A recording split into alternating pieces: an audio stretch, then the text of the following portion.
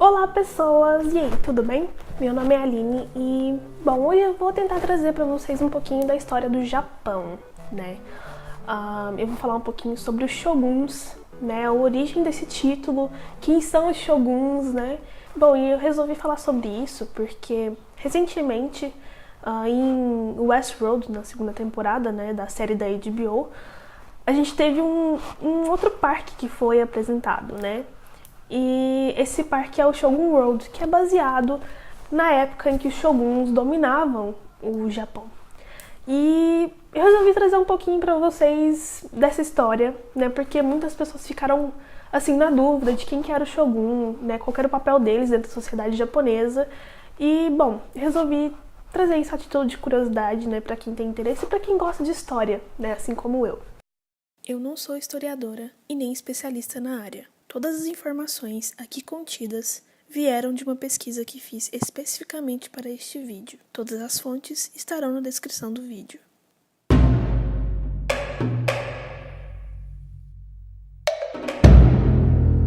A primeira pergunta que a gente tem que se fazer é: quem é o Shogun, né? O que é o título, né? O que esse título traz de poder, né? Qual que era o papel do Shogun dentro da sociedade japonesa, né? Dentro do Estado japonês? E a resposta é que o Shogun, na verdade, era um ditador, né? Um ditador militar. Só que tem um porém, o Japão tem a monarquia hereditária mais antiga da história, né? Eles conseguem comprovar a árvore genealógica deles até mais de 1500 anos atrás. Então, a gente tinha a figura do imperador aí. O imperador estava no poder no Japão. Então, como é que funcionava isso entre o imperador, né, e o shogun? Acontece que o imperador, na verdade, apesar de ter a sua importância, o seu papel dentro do Estado japonês, né, dentro da corte japonesa, não era ele que mandava no país, né? Quem mandava ali, na verdade, era o shogun, né?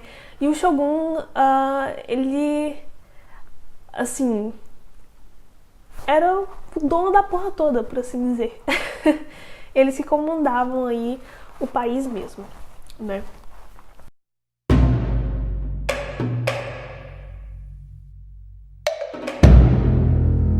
Outra coisa importante da gente saber é a origem, né? De onde é que veio esse título, né? Como que começou isso? Como é que o Shogun conseguiu tanto poder a ponto de acabar governando o Japão no lugar do imperador? O que acontece é que, para entender de onde é que veio esse título, a gente tem que conhecer a história, né? Pelo menos um conflito que teve entre duas famílias, né? Dois clãs japoneses muito importantes, que é o clã Taira e o clã Minamoto, né? Há muitos e muitos séculos atrás, né?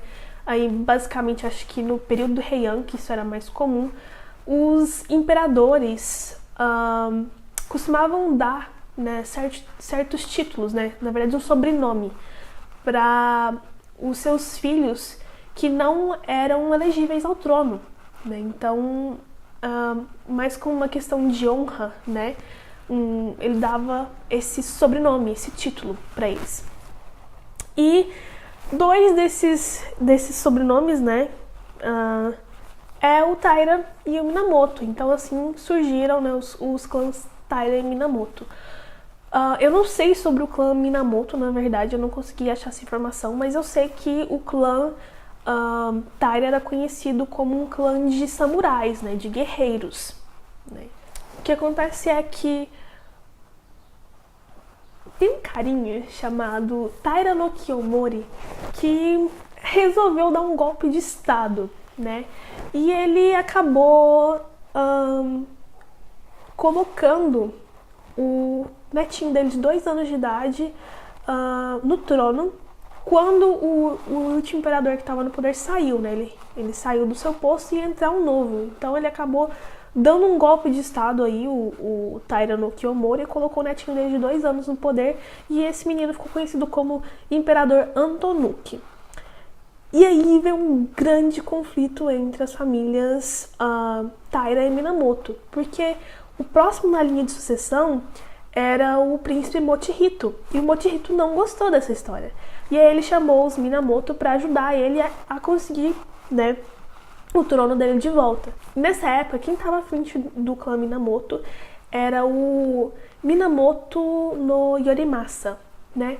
E, bom, acontece que disso aí surgiu uma guerra que foi conhecida como Guerra Genpei e se estendeu por mais ou menos 5 anos. E no meio desse tempo aí, não sei exatamente quando, né? Não lembro, na verdade, exatamente quando, tanto o Mochihito como o Yorimasa acabaram morrendo, né? E aí entrou uma outra pessoa à frente do clã Minamoto, que foi o Minamoto no Yoritomo. E, bom, o Yoritomo foi o carinha que conseguiu ganhar essa guerra, né, acabar com o conflito, e ele tomou o poder do Japão, por assim dizer, né? E ele foi também o primeiro shogun. E por causa disso, né, se tornou tradição que todo shogun deveria ser da linhagem Minamoto. Então ele tinha que ser de descendência de Minamoto para poder estar ali, para ele ser nomeado, né, para ele ter o título de shogun. Então não importava o quão bom general você fosse militar, o quanto de poder você tivesse, você poderia até conseguir, né, digamos, certos poderes que tem um shogun, mas você nunca conseguiria esse título porque você não era da linhagem dos Minamoto, né? Os japoneses levam essa questão de tradição, né, muito a sério.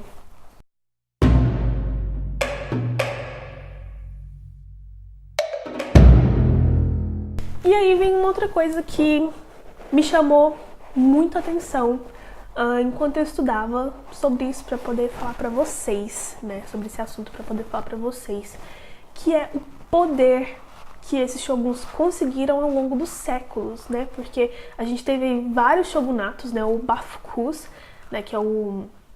Quer dizer, Bafuku, porque não tem plural essas palavras no japonês. Mas enfim. Então a gente teve vários shogunatos, ou Bafuku, né? E esses shogunatos, cada um, durou assim durante décadas, né? E cada um leva o nome de um shogun muito importante que teve aí, né? O que marcou. E, bom, inicialmente o shogun ele era mais voltado para a área da questão militar mesmo, né? Era o que ele comandava, ele não tinha tanto poder, né? Mas ao passar dos anos, né, das décadas e dos séculos, esses shoguns conseguiram mais e mais poder. Então é interessante que o Yorimasa, né, acabou se tornando o primeiro shogun aí no Kamakura Bafuku, e isso aconteceu em 1185, se eu não me engano, né, mais ou menos nisso aí. Mais ou menos por aí, né?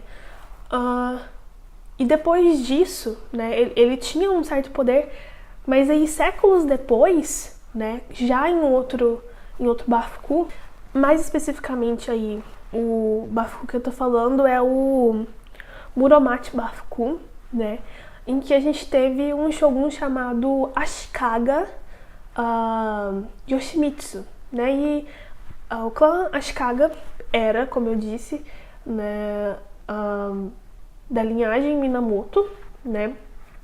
E esse cara, ele conseguiu muito poder, porque eles têm aí alguns documentos, algumas cartas que foram mandadas para a China, né, para o governo chinês, em que ele assinava como rei de facto. O que significa?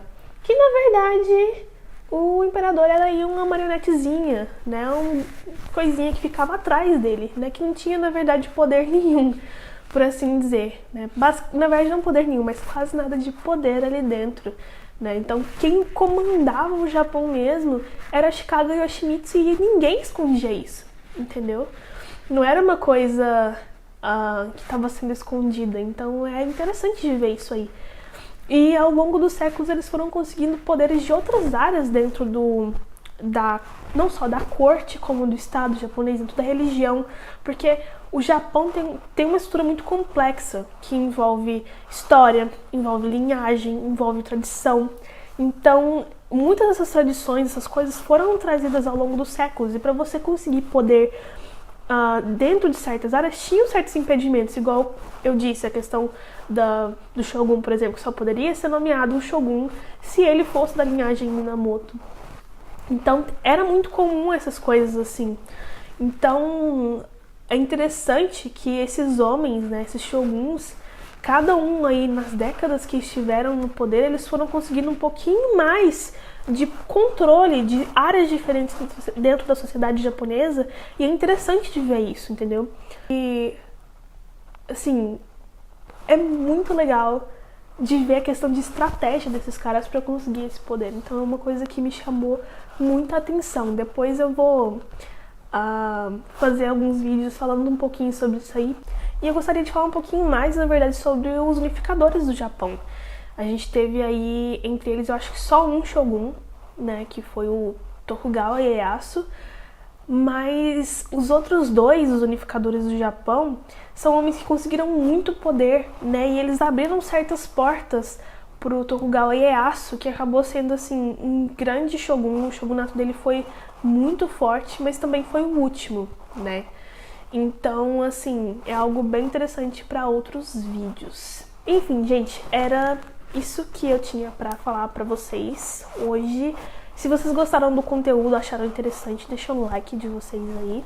E, bom, até a próxima. Se inscrevam.